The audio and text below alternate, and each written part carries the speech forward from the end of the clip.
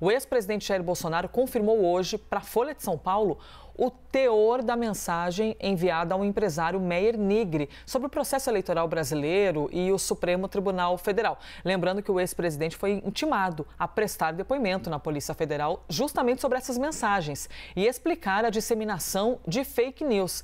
Vamos com elas então, Larissa e Basília. Minha gente, o que aconteceu afinal? Começando pela Basília, que já está comigo aqui no telão, o que exatamente Bolsonaro confirmou à Folha de São Paulo, Basília?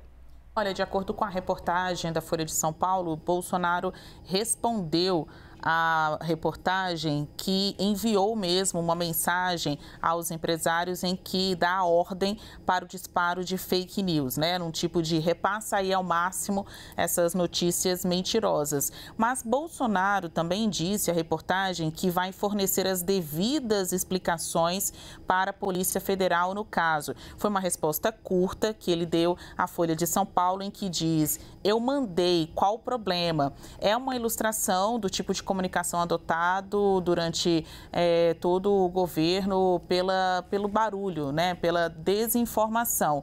Muitos dos agentes públicos que deveriam estar ali para explicar para a população o que existe ou o que não existe, o certo ou o errado, ou no mínimo falar das suas funções, né? Falar do que importa ao Brasil, muitos desses agentes utilizavam de fato a sua posição, e aqui eu não estou nem falando do ex-presidente Jair Bolsonaro, porque é justamente isso que está sendo investigado, mas muitos agentes públicos, tanto de dentro do governo quanto no Congresso Nacional, utilizavam a sua condição de poder para interferir na convicção das pessoas que, em outubro de 2022, iriam às urnas depositar os seus votos para decidir ali qual seria o destino do Brasil a partir de 2023, qual projeto político venceria. Então, assim como a CPMI conta, assim como outras investigações também trazem, nada acontece de uma hora para outra, né? Tem uma construção dos fatos e é uma construção também de narrativa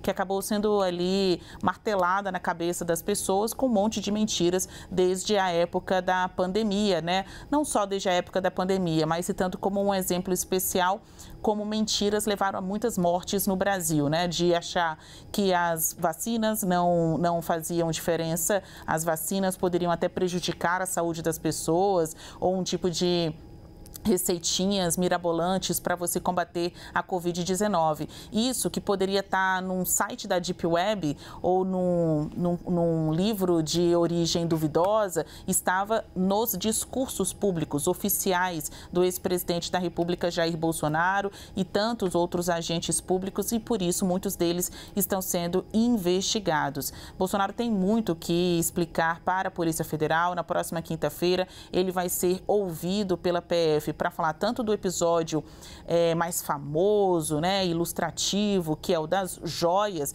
quando você vê aquele colar de milhões de reais, relógios e tudo mais, parece mais palpável. Mas ele também vai ter que falar sobre a sua participação nessas correntes de fake news para a divulgação de conteúdo mentiroso, por isso que o nome é fake news, que levou a disseminação de mais vírus durante a pandemia, ou até mesmo a instigar as pessoas a virem ao 8 de janeiro aqui e tentar afrontar contra a democracia. Então, isso não é narrativo, isso é caso de polícia e por isso que está sendo investigado tanto pela PF quanto pelo Supremo Tribunal Federal.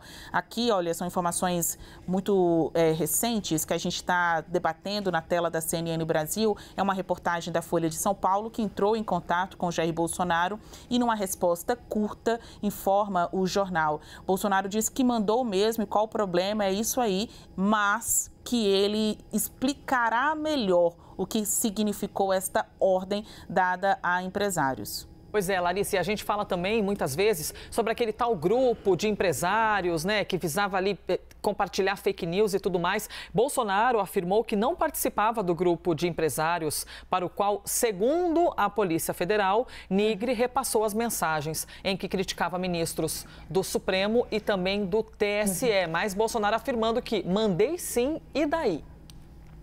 Eu não participava do grupo, mas eu mandei a mensagem, pedi para ele repassar para o grupo, então a responsabilidade não é minha, né? E é uma tentativa também, como a Basília falava, é uma estratégia de comunicação mesmo. Não adianta a gente querer pensar que, ele disse meio sem pensar, não. É estrategicamente de tentar minimizar o que seria crime, para que a população fique em dúvida se de fato aconteceu algo ou não de errado. Tem essa mesma estratégia por parte da família Bolsonaro, da defesa de Bolsonaro, na questão das joias que a gente abordava anteriormente, de que não teria cometido nenhum crime, que a joia foi dada a ele, então ele poderia fazer meio que o que quisesse com as joias. É uma tentativa de brincar com a legislação mesmo, de fazer com que a população, por meio de notícias falsas, da maneira como isso acontece, de minimizar realmente essas atitudes, para que a ponta lá, a população que está acompanhando, não veja qual tipo de crime pode ter ocorrido. Então, ele assume o que é um crime, você, querer que, de fato, notícias falsas se espalhem,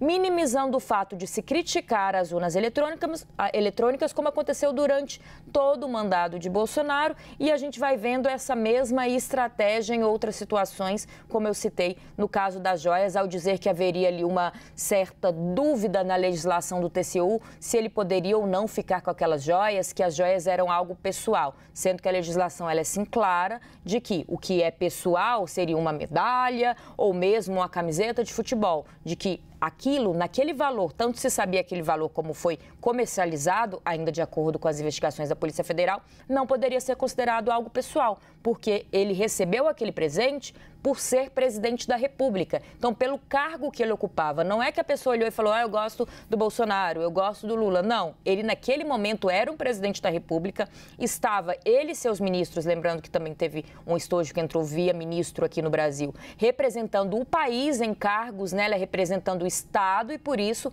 receberam aquelas joias, aqueles estojos que já são 3, na conta, pelo menos até agora é o que se sabe. Então, a estratégia, sim, é feito pensado, de caso pensado, como também a questão das fake news. Eu espalhei aquilo sem saber que não era verdade. Não. Tudo que foi espalhado, inclusive os questionamentos às urnas eletrônicas, era com o intuito de se questionar, no fim, o resultado das eleições. O que tivemos, inclusive, passando num questionamento para atentados criminosos nas sedes dos poderes e até o uso da violência, como a gente acompanhou ao vivo aqui na CNN, Elisa? O ex-presidente da República que tornou-se inelegível, inclusive por ter levado esses questionamentos sem comprovação para uma reunião com embaixadores em Brasília.